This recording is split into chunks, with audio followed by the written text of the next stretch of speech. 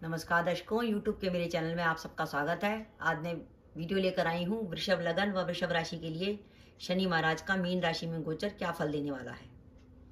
शनि महाराज अभी तक कुंभ राशि में चल रहे थे। अब 29 मार्च 2025 से शनि महाराज ने मीन राशि में प्रवेश किया है। शनि महाराज का मीन राशि में प्रवेश करना वृषभ लगन व वृषभ राशि को क्या फल देगा, इस वीडियो में हम इसी बात का विचार करेंगे। सबसे पहले हम समझे कि वृषभ लगन और वृषभ राशि का क्या अर्थ है। यह आपकी लगन कुंडली है। पहले भाव में 2 नंबर लिखा है, इसका अर्थ है आपका वृषभ लगन। और अगर वहीं पे भी चंद्रमा बैठा है तो इसका अर्थ है आपकी वृषभ राशि। यानी अगर आपका वृषभ लगन है तो भी आप ये वीडियो देख सकते हैं, और अगर आपकी वृषभ राशि है तो भी आप ये वीडियो देख सकते हैं। वृषभ लगन व वृषभ राशि के लिए शनि महाराज भाग्येश और दशमेश बनते हैं। यहाँ शनि महाराज शुभ फल देते हैं। बस थोड़ी सी अशुभता ये होती है कि वृषभ लगन से शनि महाराज बाधा स्थान के स्वामी बनते हैं, क्योंकि शनि महाराज की एक राशि भाग्य भाव में आती है, जिसके कारण शनि बाधा स्थान के स्वामी हो जाते हैं, जिसके कारण शनि वृषभ लगन में उतना फल नहीं दे पाते जितना तुला लगन में बढ़िया फल दे पाते हैं। क्योंकि तुला लगन में वो चतुर्थेश और पंचमेश होते हैं। फल वो वृषभ लगन में भी अच्छा देते हैं, पर उनके फलों में कुछ थोड़ी सी कमी होती है, क्योंकि वो नवेश और दशमेश होते हैं। नवम स्थान उनका बाधा स्थान है, पर तब भी वृषभ लगन के लिए शनि महाराज अच्छा फल देते हैं। और यहाँ पे अगर हम बात करें कि वर्तमान में वृषभ लगन में शनि महाराज कहाँ पर आ रहे हैं, तो शनि महाराज आ रहे हैं आपके लाभ भाव में। शनि महाराज जब भी गोचर में तीसरे, छठे या 11वें भाव में आते हैं तो शुभ फल देते हैं। और अब वो वृषभ लगन और वृषभ राशि से 11वें भाव में आ रहे हैं, तो ये तय है कि 11वें भाव में आपको शुभ फल देंगे। और 11वां भाव होता है हमारा इच्छा पूर्ति का भाव, कि हमने जीवन में जो भी इच्छाएं करी होती हैं, इच्छा पूर्ति का भाव और लाभ का भाव, उस पर शनि महाराज का गोचर। तो नेचुरली ये बात तय है कि वृषभ लगन व वृषभ राशि को आने वाले 2.5 साल में बहुत अधिक शुभ बल मिलने वाला है। तो वृषभ लगन व वृषभ राशि के लिए जीवन का महत्वपूर्ण समय है, आपकी इच्छाओं की पूर्ति का समय है। और अगर फाइनेंशियली बात करें तो आपके लिए हर तरह के लाभ का समय है। आपको एजुकेशन में लाभ हो सकता है, नौकरी में लाभ हो सकता है, व्यापार में लाभ हो सकता है, अपने रिश्तों में लाभ हो सकता है। आपने कोई भी काम ऐसा काम किया हो जो लंबे समय से आप करने की सोच रहे थे, तो अब उसमें लाभ की संभावना बन सकती है। तीसरा भाव, एकादश भाव, आपके मित्रों का भी होता है, सहयोगियों का भी होता है। तो इस समय ऐसा है कि आपको हर तरह का सहयोग मिलेगा। आप कोई काम करना चाहते हैं तो फौरन लोग आपकी मदद करेंगे। आपको किसी से सहयोग की आवश्यकता है, फौरन आपको सहयोग मिलेगा। लंबे समय से अगर आप कैरियर को लेकर परेशान थे, तो अब आपको कैरियर में नए अवसर मिल सकते हैं। आप जॉब बदल सकते हैं, आपको नई जॉब अपॉर्चुनिटी मिल सकती है, जॉब में प्रमोशन हो सकती है।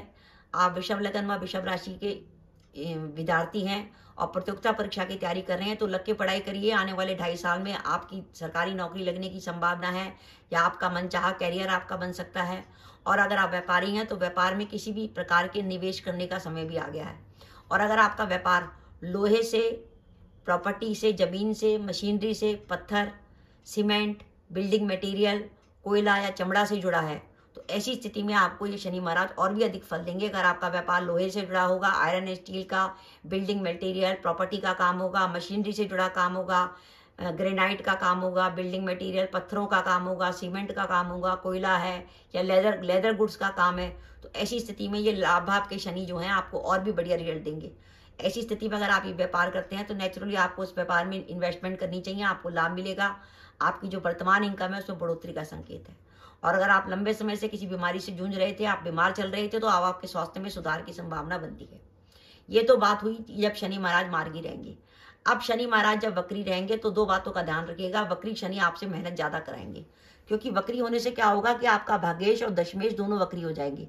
दशमेश के वक्री होने का अर्थ है कि आपको काम में थोड़ी सी मेहनत अधिक करनी पड़ेगी। और ऐसा भी हो सकता है कि एक काम आपने कभी पहले किया और छोड़ दिया हो, वो काम आपका दोबारा शुरू हो सकता है। ग्रह के वक्री होने से क्या होता है कि चीजों की पुनरावृत्ति होती है। ऐसे हो सकता है आपने कुछ साल पहले कोई काम किया हो और अब शनि महाराज जब वक्री हो रहे हैं तो हो सकता है वो काम आपका दोबारा शुरू हो जाए। तो ध्यान रखिएगा, 13 जुलाई से 27 नवंबर तक शनि महाराज वक्री रहेंगे। उस समय आपके काम बनेंगे, कामों में कोई बाधा नहीं आएगी, लेकिन काम में थोड़ी सी मेहनत अधिक होगी। और कई काम आपके ऐसे भी हो जाएंगे जो आपने छोड़ चुके थे, वो काम आपके दोबारा होने की संभावना बन जाएगी।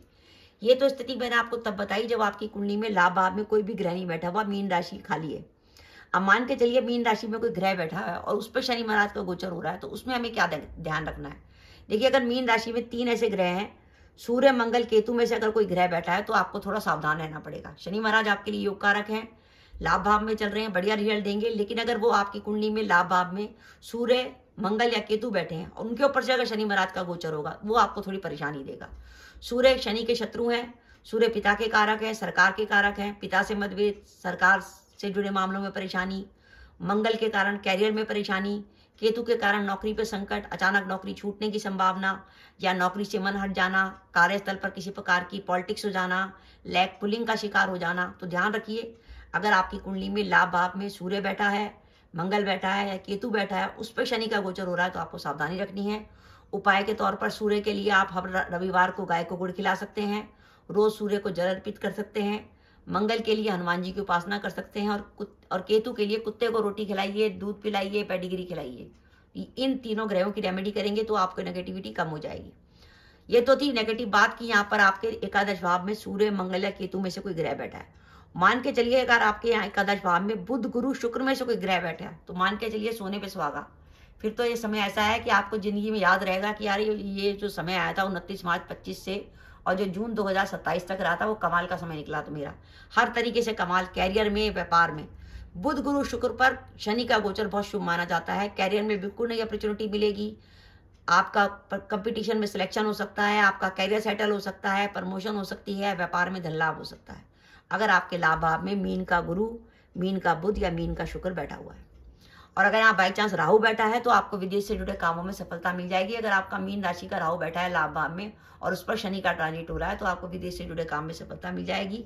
और अगर आप मीन राशि का शनि है, तो उसका मतलब है आपका जन्म का शनि मीन राशि का है, उस पर अगर शनि का गोचर होगा तो आपको एक तो अपनी हेल्थ का ध्यान रखना है, और एक शनि महाराज थोड़ी सी मेहनत अधिक कराएंगे, क्योंकि शनि महाराज जब जन्म के शनि पर चलते हैं, यानी जन्म के शनि पर जब गोचर के शनि का गोचर होता है, तो उसे इतना शुभ नहीं माना जाता, कुछ मानसिक परेशानी भी देता है।